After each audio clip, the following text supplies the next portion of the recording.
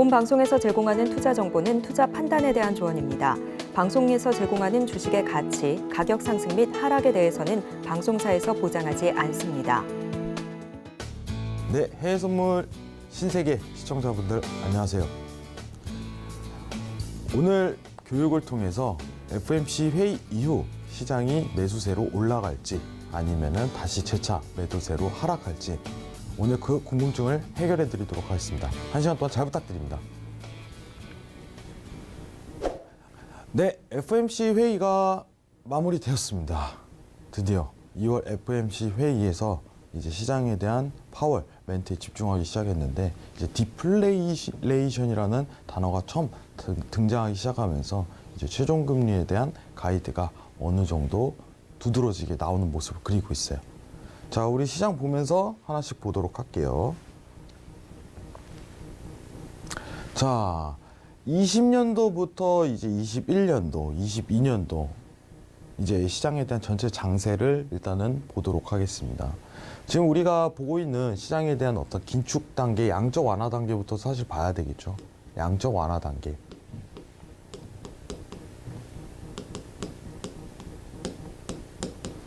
그리고 첫 금리 인상을 개시하기 시작한 3월부터죠. 3월부터 이제 긴축 단계로 접어들기 시작했습니다. 기본적인 이제 신세계를 많이 보시는 시청자분들은 이해를 하시겠지만 제가 항상 양적 완화와 긴축 단계에 대해서 이 단계에 대한 이해도 자체가 굉장히 중요하다고 생각을 했어요. 왜냐하면 우리가 앞으로 이제 집중해야 될 내용은 과연 이 자리에서 올라갈지 떨어질지 시장은 왜 올라갈 수 있는지 이 이해도를 가진다면은 앞으로의 시장을 대응할 수 있거든요. 자, 우리 과거 데이터부터 좀 확인을 해보도록 합시다. 자, 양적 완화라는 부분은 정확하게 어떻게 이루어지는 걸까요? 라고 평가를 한다면 미국 페드죠. 페드가 이제 채권 매입을 하기 시작을 하면서 시장의 유동성이 풀리는 과정이라고 제가 설명드렸어요. 자, 하나하나 보도록 할게요. 지금부터.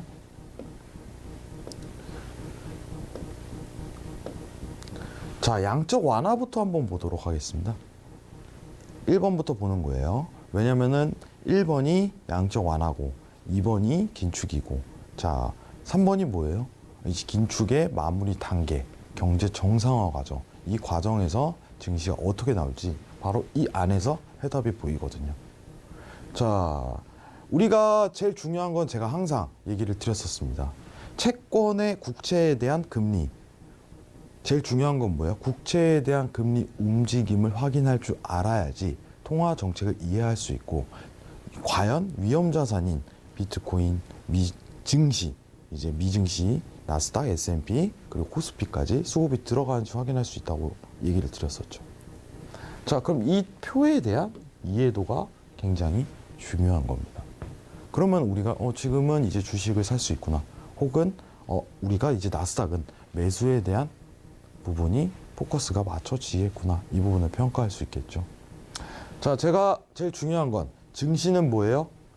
실질 금리의 움직임에 의해서 수급이 결정이 된다라고 항상 평가를 드렸었죠. 자, 실질 금리 한번 보도록 하겠습니다. 자, 우리가 여기서 굉장히 어렵게 생각하지만 실질 금리는 명목 금리에서 물가 상승률을 항상 빼라고 했어요. 자, 근데 이거는 표준치에 해당을 하고 우린 실제 지표가 필요하죠. 그렇기 때문에 여기서 보는 지표는 하나씩 확인을 해보도록 할게요. 자, 이건 뭐예요? 초록색 선은 10년 기대 인플레이션이에요. 기대 인플레이션. 흔히 BEI라고 칭하죠. 자, 이건 뭐예요? 10년 국채 금리예요. 국채 금리.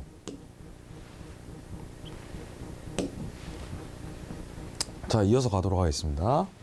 자, 그리고 파랑선은 뭐예요?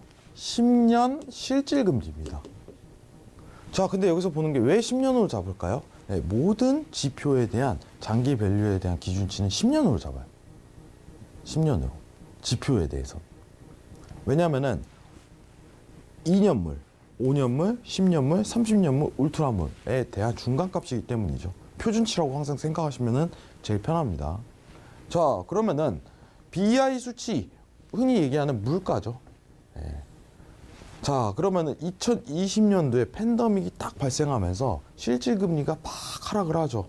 이건 왜 그럴까요, 여러분들? 자, 기본적으로 우린 이론적으로 보게 된다면은, 자, 중앙은행에서 돈을 풀었다. FMC에서 돈을 풀었다. FMC에서 돈을 풀었다. 자, 그러면은 재화랑 이제 화폐가 있잖아요. 그죠? 돈, 네, 물건, 재화라고 뜻하죠. 자, 돈을 풀게 되면 돈에 대한 가치는 낮아지게 돼 있습니다. 왜냐? 공급량을 풀었기 때문에. 달러를 막 찍어내는 거예요. 왜냐? 연준은 달러를 찍을 수밖에 없죠. 재정 정책을 펼치기 위해서. 네. 그럼 미국 중앙은행은 이제 정부한테 이 돈으로 채권을 사오는 거죠. 찍어낸 돈으로. 자, 그리고 여기서 보시면 재화죠. 재화에 대한 가치 상대적으로 올라가게 돼 있어요. 자, 그럼 물가만 한번 보도록 할게요. 자, 초록색 선이 물가라고 했죠. 물가가 올라갑니다, 여러분들. 다 가고. 확인되셨죠, 여러분들? 자, 물가가 올라갔습니다. 자, 왜냐? 돈을 푸니까 돈에 대한 가치가 줄어들잖아요. 자, 근데 우리 더 알아야 될 게 뭐냐면은, 자, 국채에 대한 움직임보다 물가 상승률이 높기 때문에 실질금리가 하락으로 들어갑니다. 자, 여기서 보시면은 아시지만은, 지우고 다시 한번 볼게요. 물가 상승률이 명목금리보다 어떻게 보면은 높아지는 순간은 실질금리가 마이너스로 가죠. 자, 실질금리가 마이너스로 간다. 이건 무슨 뜻일까요?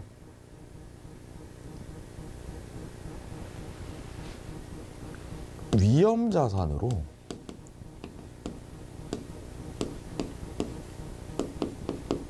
돈이 들어간다.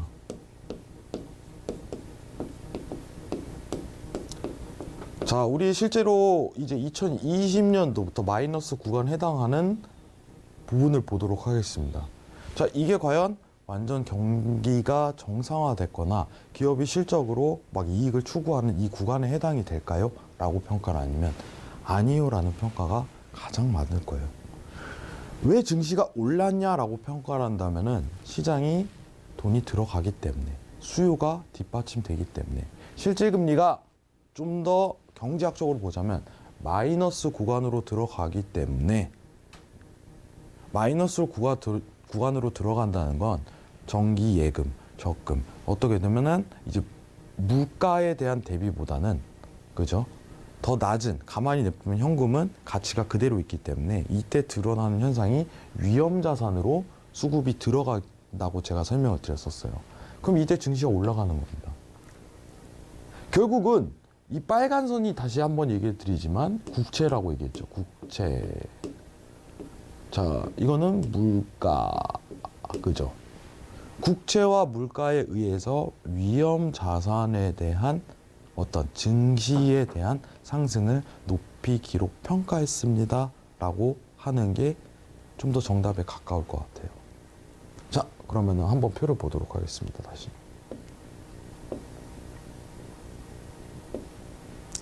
자, 증시가 상승을 합니다.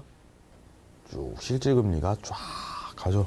마이너스 구간에 계속 버티기 때문에 이제는 여러분들 상승을 기록했던 거예요. 자, 근데 여기서부터 뭐가 발표하죠? 우리 이제 기억을 하셔야죠, 여러분들. 2022년도 정확히 1월 초에, 정확하게 1년 전이죠, 여러분들. 1년 전에 페드가 이 얘기를 합니다. 우리는 테이퍼링 종료와 함께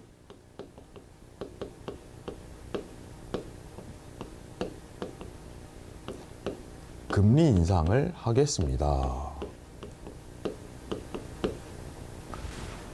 자, 그러면은 보통 이 구조에 대해서 이해를 못 하신 분들은 그게 뭔데? 이러실 수가 있어요. 자, 보통 이제 테이퍼링이라는 건 채권 매입 축소죠. 아까 채권, 국채 나왔었죠.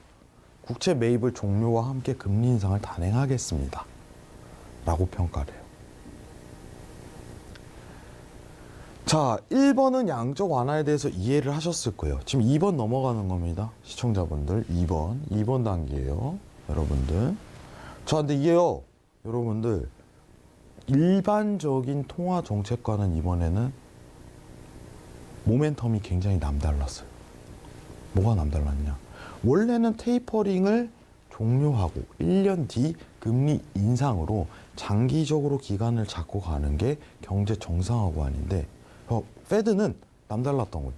야, 이거 안 되겠다. 지금 물가 못 잡으면 이거 큰일 난다. 지금 이거 하이퍼 인플레이션 뜰 수 있어. 좀 급하지만 테이퍼링 종료하고 바로 금리 인상하자.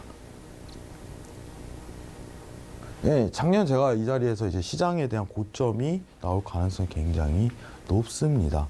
이제 신고가에 대한 갱신을 하지 못할 가능성이 굉장히 높습니다. 라고 평가를 했었죠.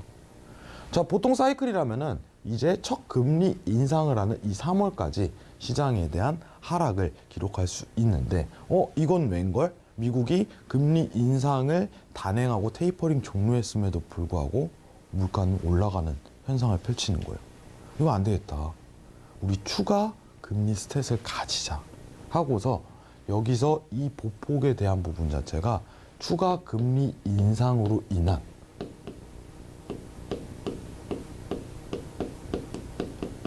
시장에 대한 긴축이 들어갔던 거죠.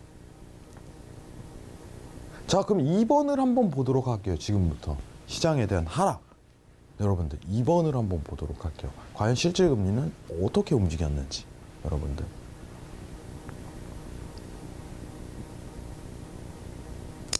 자, 지금 2번 보는 겁니다. 자, 22년도부터 마이너스였던 실질금리가 갑자기 우상향을 하기 시작했네요. 이게 무슨 뜻일까요? 아까 화폐랑, 자, 화폐. 그리고 이제 재화죠. 재화에 대한 상대성 자체를 비교해야 된다고 했는데, 자, 2021년도 11월 30일부터 페드는 테이퍼링을 시작을 합니다. 테이퍼링 뭐예요? 채권 매입 축소죠. 원래는 이제 100억 달러를 내가 매입하고 있으면 만약 그 다음 달엔 90억 달러, 그 다음 달에는 80억 달러, 채권 매입을 조금씩 줄여가는 과정이에요. 자, 그럼 이때 과연 국채에 대한 움직임은 어떻게 움직였을까요? 상승을 하네요. 왜 상승할까요? 여러분들? 왜? 자, 원래 이 전에 대한 국채는 뭐냐면은 미국 정부가 찍어내는 채권에 대한 부분, 발행하는 채권에 대한 부분을 정확하게 얘기하자면 페드가 사들이고 있었어요. 일정량을. 한 달에 얼마. 수요를 지탱을 했던 거죠. 자, 근데 지금은 뭐예요? 페드가 나 이제 국채 안 사. 물가 때문에 돈을 더 이상 풀 수가 없어 라고 평가를 하니까 갑자기 페드가 국채 매입을 스탑을 시킨 겁니다. 사실상. 자, 수요자가 지탱이 안 돼요. 자, 수요가 없어졌어요. 가격이 하락하죠. 가격이 하락합니다. 가격이. 금리는 어떻게 돼요? 올라가죠. 채권은 구조가 어떻게 돼요? 금리와 가격이 반비례하죠. 네, 반비례합니다. 여러분들. 채권의 구조는 원래 이래요. 모든 채권이 그렇습니다. 여러분들. 네, 일반 개인들 간에 거래하는 채권은 의미하는 바는 아니고 이제 국채, 우리가 발행하는 이제 어떤 증권사라든가 이 거래기관, 중간 거래자를 통해서 발행하는 이 채권에 대한 기본적인 구조는 미래 확정 금액으로 떨어지기 때문에 반비례하는 성향을 가지고 있습니다. 자, 그럼 채권에 대한 가격이 테이퍼링을 종료하니까 올라가기 시작하면서, 자, 물가는 아직 멈추지 않았는데 여러분들 국채 금리는 올라가요. 자, 그럼 어떻게 되는 거예요? 자, 물가 상승률보다 명목금리에 대한 상승률이 더 올라가는 거죠. 그러니까 실질금리가 여기서부터는 우상향으로 올라가기 시작해요. 올라가죠, 여러분들? 자, 이때 무슨 현상이 펼쳐지냐? 위험 자산에서 돈이 빠져나오기 시작합니다. 하이라이트예요. 이게 긴축입니다, 여러분들. 화폐에 대한 가치는 점점 올라가는 거죠. 자, 우리 어땠어요? 달러 어땠어요?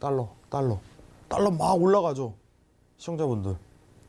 네, 다 기억하실 거예요. 달러가 갑자기 막 치솟기 시작해요. 왜 그럴까요? 왜? 이 실질금리 올라가기 때문이에요. 화폐에 대한 가치가 이제 올라가는 시기가 돼버린 거예요, 여러분들. 자, 그러면은 1번과 2번을 한번 정리를 해보죠, 여러분들. 자, 1번은 유동성 장은 물가 상승률이 높기 때문에 증시가 올라갔다라고 표현해도 맞겠죠. 2번 장은, 긴축장은 물가보다는 국채 금리가 변동성이 컸기 때문에 여러분들 시장이 내려갔다라고서 평가할 수 있는 거죠. 간단하게 정리하면. 자, 그러면은 이제는 하이라이트입니다.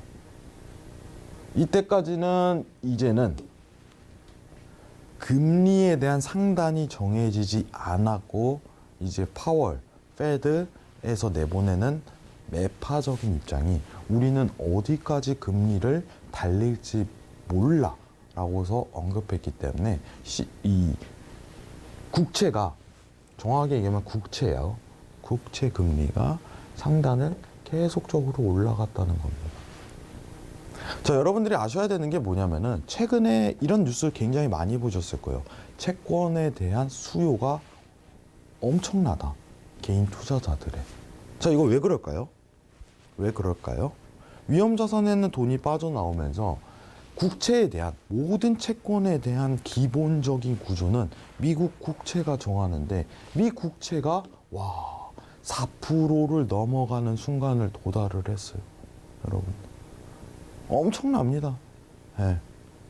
그러면은 모든 유동성이 멈추기 때문에 회사채든 전 세계에 있는 국채든 가격이 오르는 거예요. 금리가 막 올라가요. 이자를 최고조로 찍어줘요. 그러니까 수요가 몰릴 수밖에 없죠. 근데 이것도 사실상 이제는 시그널이 거의 이제 마무리됐다라고서 이번 페드 회의가 공식적으로 얘기한 거와 마찬가지예요. 자, 우리가 지금부터 중요하게 봐야 될 건 뭐냐면은, 자, 물가는 앞으로 우하방으로 2%대를 기록할 거예요. 여기서 이제 3번을 봐야 됩니다. 자, 사실 시청자분들이 지금 앞으로 증시가 어떻게 될 거야? 라고서 그걸 보기 위해서 지금 이 방송을 보시는 거겠죠. 자, 우리 기본적으로 차트는 제가 항상 얘기를 하지만, 차트는 여러분들에게 있어서 어디서 진입을 하고 어디서 청산을 하고 이걸 결정하는 타이밍을 위한 구조일 뿐이에요. 제일 중요한 건 내가 과연 지금 주식을 사도 되나요? 해외 선물했을 때 매수를 해도 되나요? 이 평가를 하기 위해서 기본적으로 시장이 어떻게 돌아가는지부터 파악을 해야 된다는 겁니다. 내가 지금 채권을 살까요? 내가 이제 부동산을 한번 사볼까? 내가 주식을 사볼까? 이 경제에 대한 메커니즘을 이해를 해야겠죠. 자, 근데 이제부터 3번 들어갑니다. 양적 완화까지 1번. 자, 긴축까지 2번. 자, 그럼 앞으로는 어떻게 될까요? 라는 평가에서는 이제는 시장이 상승 모멘텀을 기록할 가능성이 굉장히 높습니다. 라고 평가를 할 수 있을 것 같습니다. 왜 그럴까요? 지금부터 그 근거를 보여드리도록 할게요. 자, 결국은 시장을 움직이는 건 실질금리라고 제가 얘기를 했었죠. 지금 물가가 여러분들 막 깊은 하락을 기록하겠습니까? 시청자분들? 이거 한번 따져보시라는 거예요. 물가가 과연 내려갈까요? 막 여기서부터 여기 쭉쭉쭉 내려올까요? 이렇게 못 내려와요. 여러분들. 예, 저도 이렇게 됐으면 좋겠습니다. 안정적으로 빨리 가기 위해서. 하지만 그렇게 되진 않아요. 지금 내려온 물가에 대한 추이만 이어갈 가능성이 굉장히 높다는 겁니다. 자, 그러면은 시장에서 과연 상승을 기록하려면 이 국채 금리가 하단을 더 깊은 걸로 이 기울기 있죠. 자, 지금 이거 기억하셔야 됩니다. 물가 하락에 대한 이 기울기보다 더 높은 하락률을 기록해야지 시장은 올라간다 이겁니다. 올라간다. 그래야지 실질 금리가 계속적으로 여기서부터 하락 모멘텀을 이렇게 그리기 때문에, 그죠? 자, 정상적인 어떤 코스로 가기 위한 방향성을 결정하겠죠, 여러분들.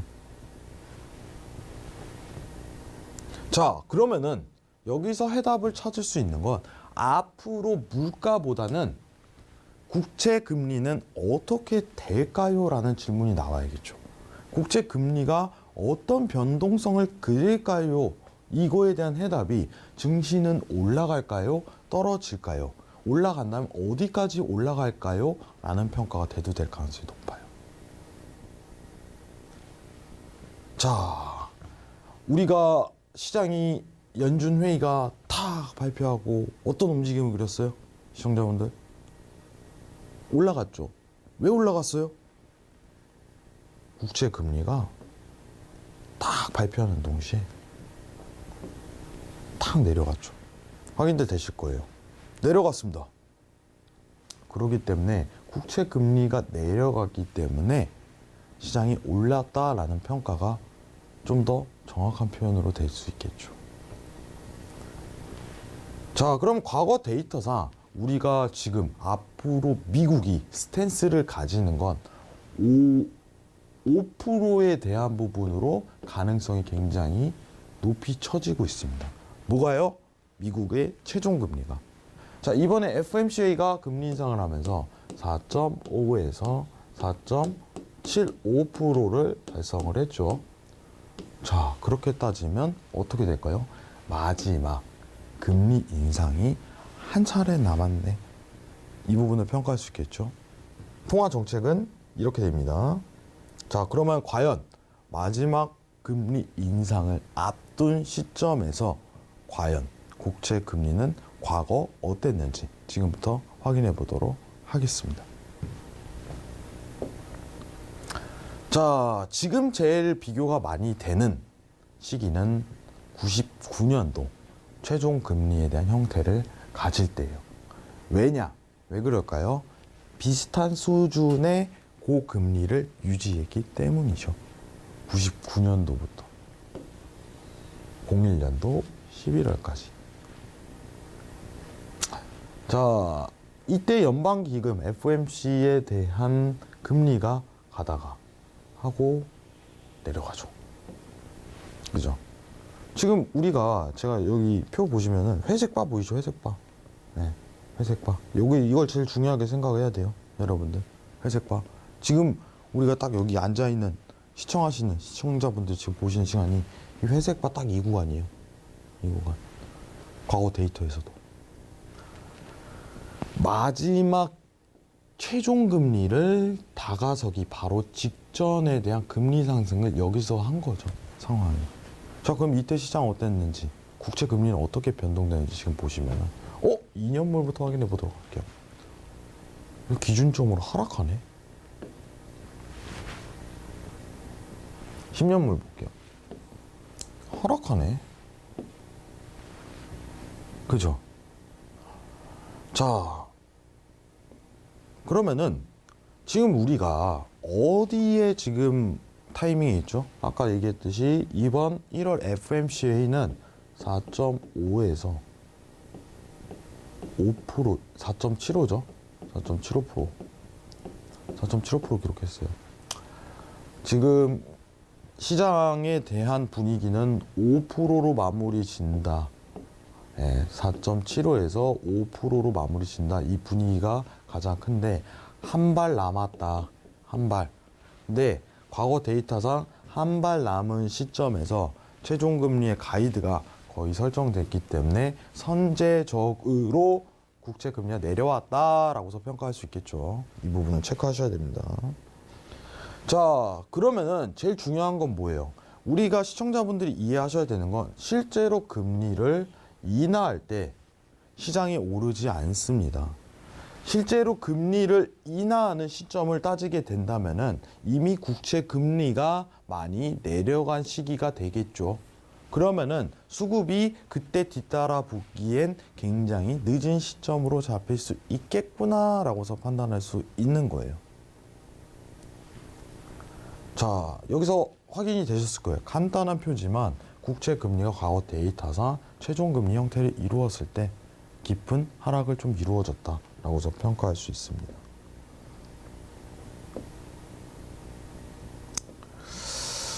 자, 그리고 이제 여기서 그러면은 앞으로 국채 금리가 하락할 가능성이 굉장히 높으니 실질 금리죠. 실질 금리가 우하방에 대한 모멘텀을 기록할 가능성이 높을까요? 우상향에 대한 모멘텀을 기록할 가능성이 높을까요?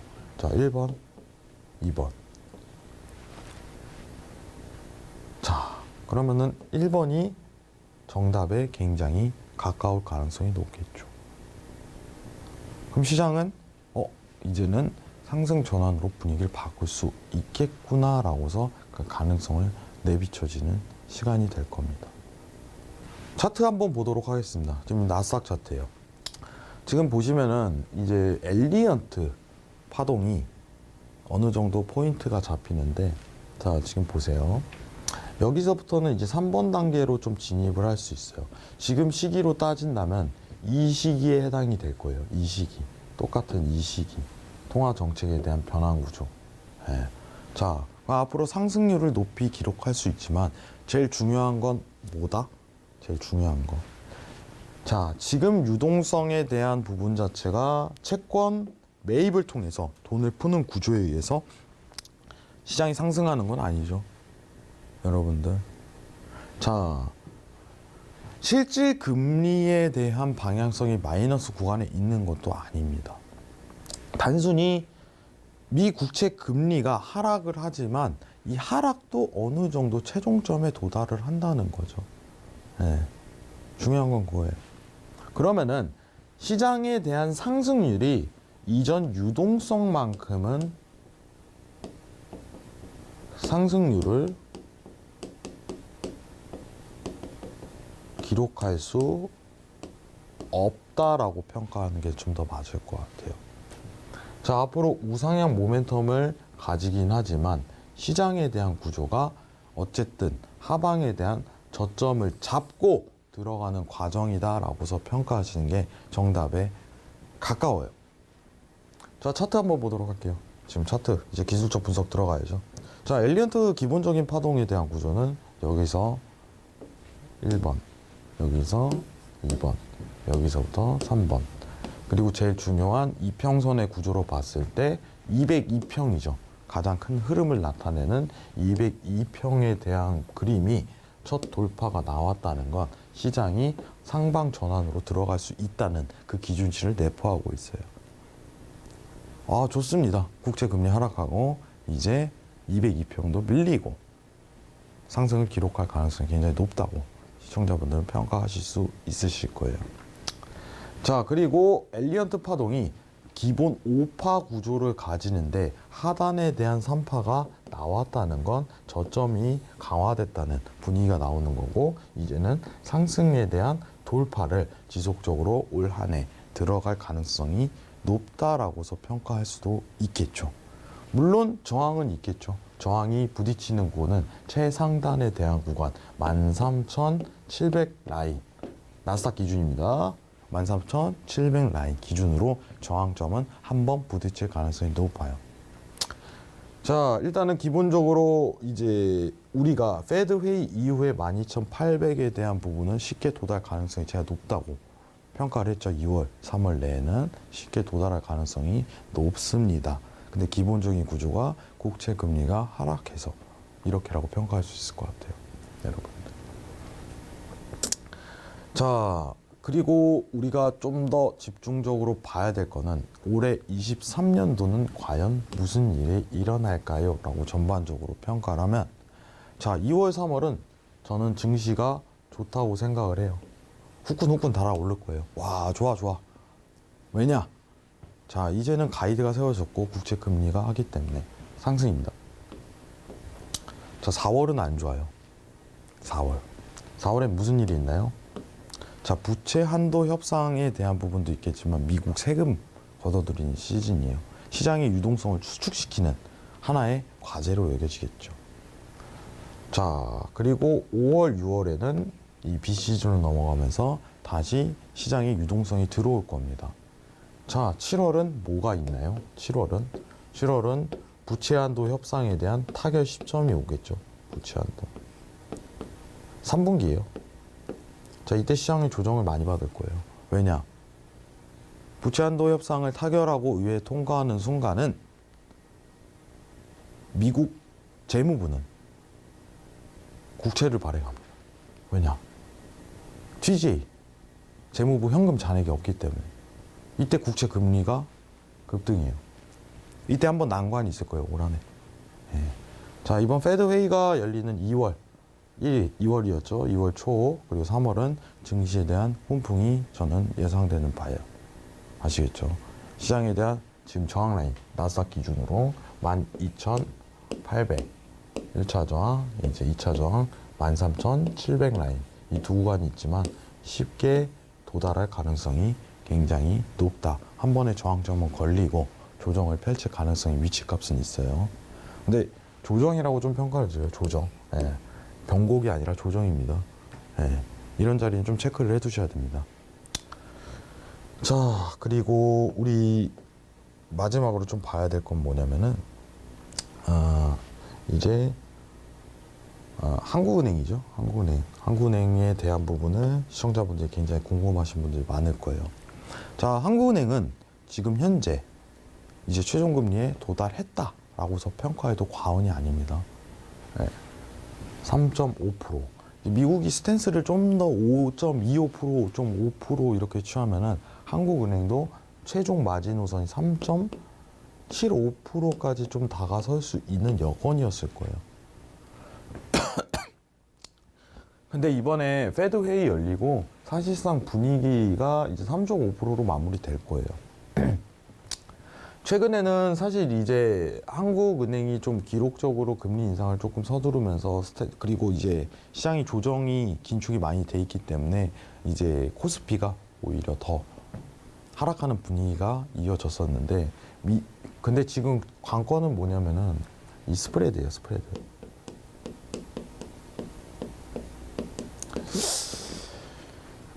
미국이 지금 3월 FOMC 회의에서 마지막을 한 단계 올린다고 가정치를 봤을 때 5%라고 칭하면은 한미 금리에 대한 스프레드가 이제 150 베이시스 포인트를 기록하게 되죠. 절대 이제 낮은 수치가 아니에요. 이때 수급이 좀 안 들어설 가능성이 높은데 중요한 건 뭐냐면은 미증시가 우상향에 대한 모멘텀을 기록할 때 지금 단계에서는 한국 코스피가 디커플링에 대한 위험성은 굉장히 높아요. 디커플링. 코스피 혼자 시장 상승을 기록하지 못하는 거겠죠. 이걸 좀 기록할 가능성이 일단은 굉장히 높습니다. 지금 이제 한국은행도 이제 사실상 이제 비둘기 더 이상 이제 매파적인 입장을 취하지 않고 마무리되는 단계이기도 한데 이 수급에 대한 여건 자체가 개선이 다소 안 될 가능성이 높습니다. 코스피 차트는 제가 노란톡에서 좀 설명드리는 시간 가지도록 할게요. 그리고 이제 환율 보시는 분들 중에는 제가 마지막으로 제일 많이 보라는 건 이제는 엔화라고 좀 설명을 드렸었죠. 엔화 마지막으로 좀 짚고 넘어가도록 할게요. 자, 왼쪽에 보시는 차트가 이제 달러 차트죠. 달러 차트. 여기 보시는 게 이제 엔화 차트입니다. 엔화 차트. 자, 화폐에 대한 이론에서는 사실 이제 달러는 굉장히 투자 자산을 칭하고 이제 투자 이론에서 보게 된다면 금, 채권, 그리고 엔화 이 정도 상품은 안전자산이라고 굉장히 칭해요, 여러분들. 근데 엔화가 최근에 정책에 대한 변화가 없었는데 이 정책에 대한 부분은 3월부터 이제 드러나기 시작하면서 3월부터 다시 재슈팅이 드러날 가능성이 굉장히 높습니다. 이 기준에 대한 근거는 뭐냐면은 1번 서포트 돼야 되는 게 이제 달러 인덱스가 지속적인 하방값을 기록해야 된다라는 평가인데, 자, 미국은 지금 미국 통화 정책은 거의 이제 마무리이기 때문에 앞으로 달러 인덱스에는 크게 영향이 없습니다. 근데 이 반대 통화를 더 따지게 된다면 ECB 유로존이 있는데 ECB는 아직도 가속을 좀 밟고 있는 입장이에요. 가속. ECB는 지금 엑셀을 팍 밟고 있는 입장이기 때문에 아직까지는 달러가 하방 모멘텀을 기록할 가능성이 높습니다라고 평가하는 게 좀 더 이론적으로 맞을 것 같아요. 아시겠죠? 그러면은 이 기준치가 있을 때 2월, 3월에 이제 엔화에 대한 매수세 자체는 다소 부정적이지만 3월 거의 이제 구로다 총재가 변경되는 시즌에 엔화가 우상향으로 상승할 가능성이 굉장히 높다라고 평가를 드릴 수 있을 것 같아요. 아시겠죠? 이 기준치를 잘 보셔야 됩니다. 23년도는 환율 관련해서 투자처는 엔화가 될 가능성이 굉장히 높다. 이 부분은 체크리스트 꼭 들어가시길 바라겠습니다. 자, 그리고 이런 추세가 열릴 때 한 가지 더 팁을 드리자면 지금 보시는 일목균형표를 좀 다소 집중하시는 게 굉장히 좋아요. 이 화면이 좀 작지만은 좀 양해를 부탁드리도록 할게요. 지금 보시면은 선행 스팬 1, 2가 겹치면서 이 구름대를 형성을 하죠. 추세가 보통 이렇게 장기 밸류로 장기적으로 이어지는 관점에서는 이 구름대의 돌파를 이루지 못하는 경향이 굉장히 커요. 네. 그럼 지금 우리가 만약에 달러 인덱스를 더 매도값으로 노린다면은 지금 타이밍이 아니라 적어도 105달러 이상을 상향했을 때 그때 달러가 다시 떨어진다라는 기준치를 잡고 그때부터 엔화를 매수세를 한 번 더 노리는 게 가장 이상적이라는 평가를 드리도록 하겠습니다. 자, 그러면은 우리 지금부터는 엔화에 대한 정책도 한번 같이 보도록 하겠습니다.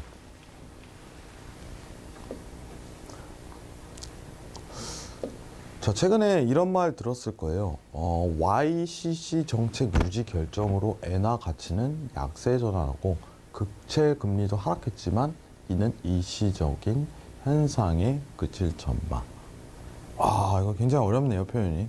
뭔 소릴까요, 시청자분들? 네. 해석을 하자면은 굉장히 간단해요. 뭐 크게 어려울 거 없습니다. 자, 우리 지금 이제 기본적으로 가보도록 하겠습니다. 자, 미국 한번 보고 일본을 비교해 볼게요.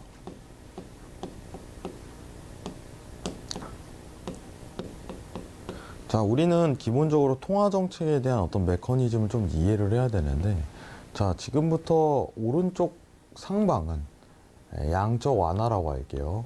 양적 완화. 오른쪽 하방은 긴축이라고 좀 칭할게요. 긴축. 자, 미국은 20년도 팬데믹 사건이 터지면서 양적 완화를 진행했죠, 여러분들. 근데 21년도부터 긴축을 진행을 합니다. 긴축. 그죠?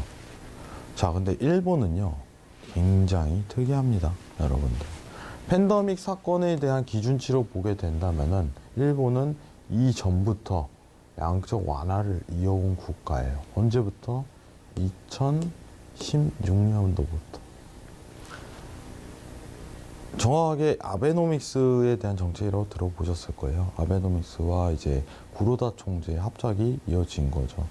왜냐하면 경제 정책이 이제 기업 중심에 대한 부분으로 국민에게 낙수 효과를 일으키는 정책이기 때문에 아무래도 양적 완화에 대한 기업에 대한 퍼주기식 정책이 굉장히 단일적으로 이루어졌어요, 일본은. 자, 근데 일본이요, 아직까지 여기까지 계속 이제 우상향 모멘텀을 이어가다가 이제는 뭐가 되나요? 톡 하고 한번 부러진 거예요. 긴축할까? 이 상황이에요. 딱 이게 YCC에 대한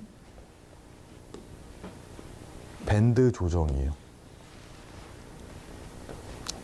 YCC는 굉장히 간단하죠. 이제 신세계를 시청하시는 분들은 알겠지만 일드, 커브드, 컨트롤 이거겠죠. Y, C, C. 이게 뭐냐면은 양적 완화에 대한 정책이네. 양적 완화 정책이라고 생각하시면 편해요. 완화 정책. 자, 굿밴드가 원래 0.25%였죠. 지금 보시면 0.25 확인할 수 있을 겁니다. 0.25가 돌파되는 순간부터는 일본 BOJ 은행은 채권을 매입을 합니다. 자, 채권을 매입한다라고 평가를 했을 때 아까 전에 얘기 뭐라고 했죠? 엔화를 찍어낸다. 이런 평가를 할 수 있겠죠. 엔화 반환량 듭니다. 돈을 찍어낸다. 자, 근데 중요한 거는 엔화를 찍어낼 수 없게끔 이 밴드 폭을 유지를 했었는데 이 밴드를 최근에 옮겼습니다. 우리 YCC는 앞으로 밴드 폭을 0.5로 옮길래 0.5로. 자, 이 밴드 폭을 옮긴다는 의미 자체는 뭐냐면 양적 완화에서 한 발 물러서자.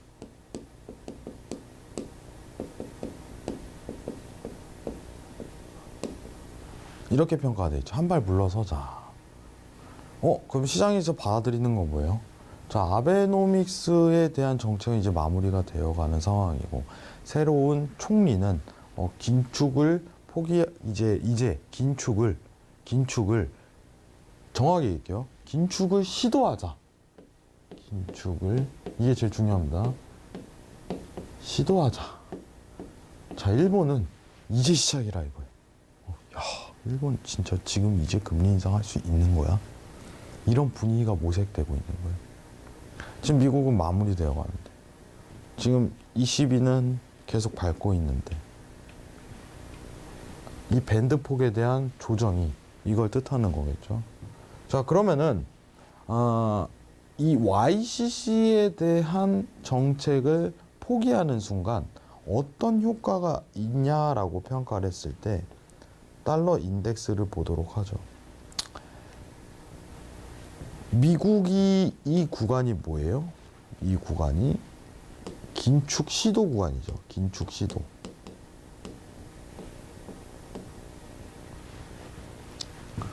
자, 일본도 지금 이 분위기랑 똑같은 거예요. 자, YCC 포기 기부업. 자, 이때 무슨 시기였어요? 테이퍼링 뭐예요? 채권 매입 축소죠. 채권 매입 축소. 자, 이 용어는 다르지만은 한번 생각을 해보세요. YCC라는 건 일본 국채 금리가 어느 밴드 폭으로 올라가면 무제한 채권 매입을 한다. 근데 이걸 포기한다. 채권 매입 안 한다. 네. 매입 안 해. 자, 이건 뭐예요? 테이퍼링은 채권 매입 축소죠. 줄인다. 일맥상통하네요. 같은 뜻이네, 여러분들. 그죠? 자, 그러면은 앞으로 엔화 차트는 어떻게 돼요, 회왕님? 네, 올라가겠죠.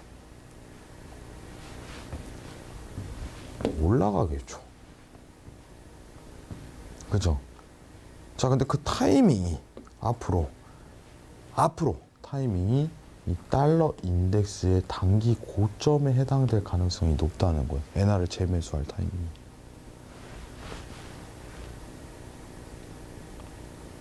이해하셔야 됩니다. 네. 자, 지금 제가 이 브리핑을 해드리는 거예요, 여러분들. 간단하게 정리하지만. 뭐 미국이야 여러분들 이 표를 보시면 아시겠지만 미국은 2018년도죠. 정확히 얘기하면 2008년도 리먼 사태가 이어진 다음부터 여러분들 자산에 대한 증식 형태가 있었죠. 이거는 이제 페드 거예요. 페드. FOMC 대차 대조표 많이 들어보셨을 거예요. 돈이 이렇게 많아요. 얘네가 재산이 많습니다. 달러를 너무 많이 찍었기 때문에. 근데 이게 우상향한다는 건 뭐예요? 달러 이만큼 찍어냈다. 여기 보면은 경단이죠. 경단이. 여기가 경단이에요. 원화로 하면 1경. 1경. 굉장히 많은 숫자죠. 자, 근데 2010년부터 이제 리먼 사태가 펼쳐지면서 2013년도까지죠. 이때까지 양적 완화 정책을 이어왔어요. 굉장히 긴 기간이었죠. 불과 이제 4년 동안, 3에서 4년 사이 동안 양적 완화 정책을 이어왔었는데, 자, 일본 같은 경우는 여기 보시면 언제부터 올라가요? 2014년도부터 올라가죠. 그죠? 2014년도부터. 여기서 계속 올라가죠. 이게 지금 끊기지 않고 있었던 거예요. 여러분들. 여기서 지금 이제 조정이 조금 들어오기 시작하죠. 좀 들 찍어낸다?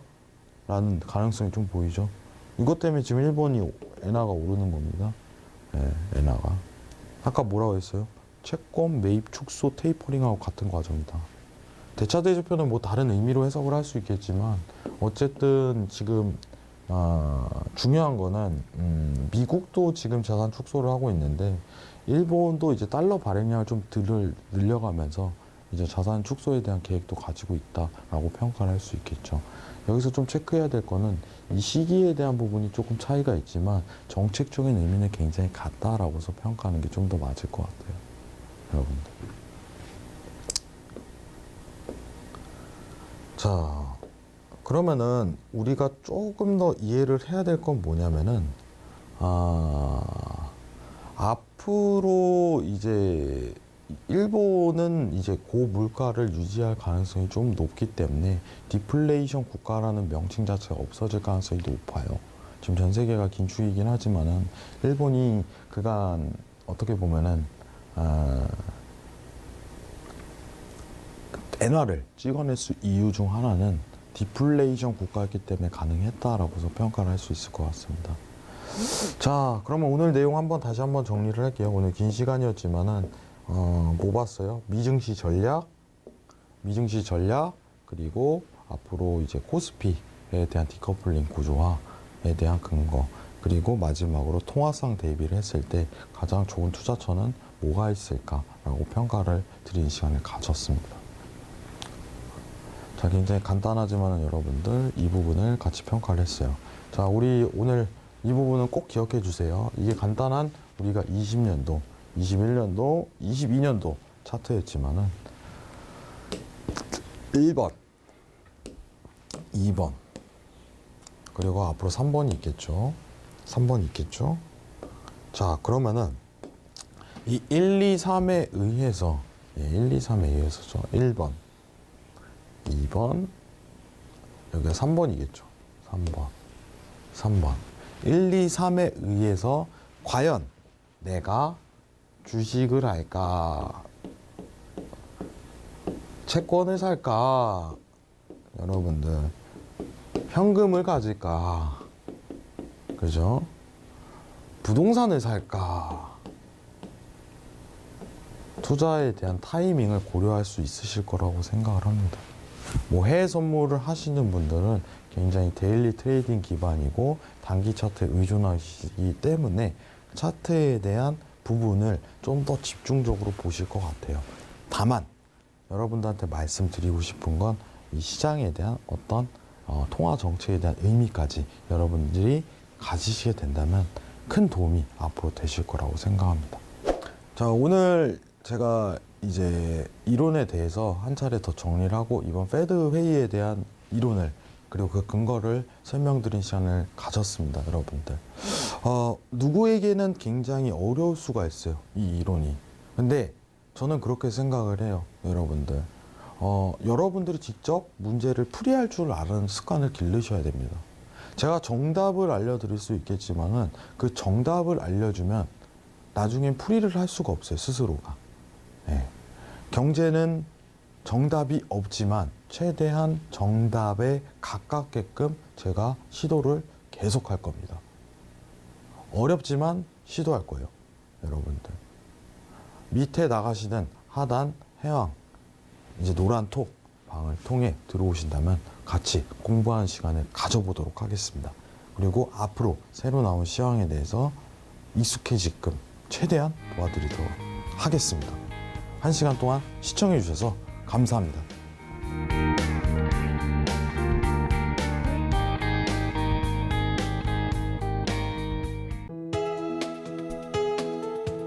본 방송에서 제공하는 투자 정보는 투자 판단에 대한 조언입니다. 방송에서 제공하는 주식의 가치, 가격 상승 및 하락에 대해서는 방송사에서 보장하지 않습니다.